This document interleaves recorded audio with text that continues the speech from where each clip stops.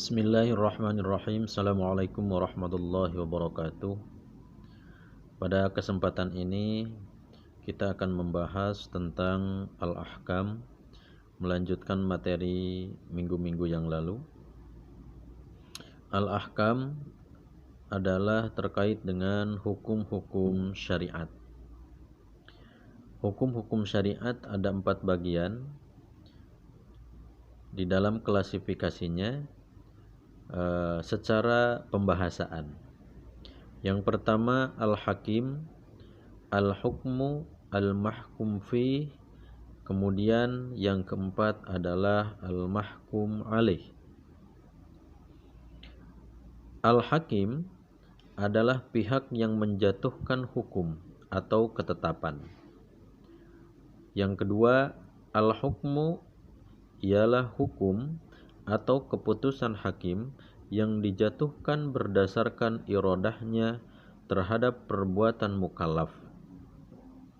Yang ketiga, al-mahkum fi ialah perbuatan mukallaf yang berkaitan dengan hukum. Dan yang keempat adalah al-mahkum alaih, mukallaf yang melakukan perbuatan dan berkaitan dengan hukum. Keempat klasifikasi secara pembahasaan ini merupakan bagian-bagian hukum yang harus dipahami secara baik karena kita bagian dari mukallaf. Mukallaf itu adalah sesuatu yang terbebani. Baik, kita akan mengetahui yang pertama, al-hakim, al-hakim. Al-hakim adalah merupakan sumber hukum syara bagi seluruh tindakan mukallaf, yaitu Allah Subhanahu wa taala. Baik perbuatan itu sudah dijelaskan Allah secara langsung dalam nas Allah yang diwahyukan kepada Rasulullah sallallahu alaihi wasallam, atau Allah memberikan petunjuk kepada para mujtahid dalam mengetahui hukum perbuatan mukallaf dengan menggunakan dalil-dalil dan isyarah yang disyariatkan untuk istinbatul ahkam. Karenanya mereka sepakat memberikan batasan tentang hukum syara ialah kitab Allah yang berkenaan dengan perbuatan mukallaf, baik berupa tuntutan atau perintah, baik berupa takhyir, pilihan, ataupun penetapan. Dan ini dikenal dengan usul, dengan istilah la hukma illallah, tidak ada hukum kecuali hukum Allah. Hal ini juga dibuktikan melalui firman Allah Subhanahu wa taala di dalam surah Al-An'am, Innal hukmu illa lillah yaqussul haqqa wa huwa khairul fasilin. Menetapkan hukum itu hanyalah hak Allah. Dia menerangkan yang sebenarnya dan dia pemberi keputusan yang paling baik. Quran surah 6 ayat 57. Kemudian masalah-masalah ini para ulama membagi kepada 3 mazhab. Yang pertama madhabul asy'ari, madhab asy'ari.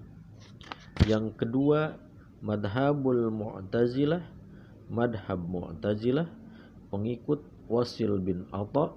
Dan yang ketiga madhabul maturidiyah, pengikut Abu Mansur al-Maturidi. Dalam madhabul asy'ariyah, pengikut Abu Hasan al-Asy'ari, berkenaan dengan perbuatan atau tindakan mukallaf, aliran ini menyatakan bahwa akal pikiran manusia bisa mengetahui hukum Allah lewat mediator Rasul dan kitab Allah Subhanahu wa taala.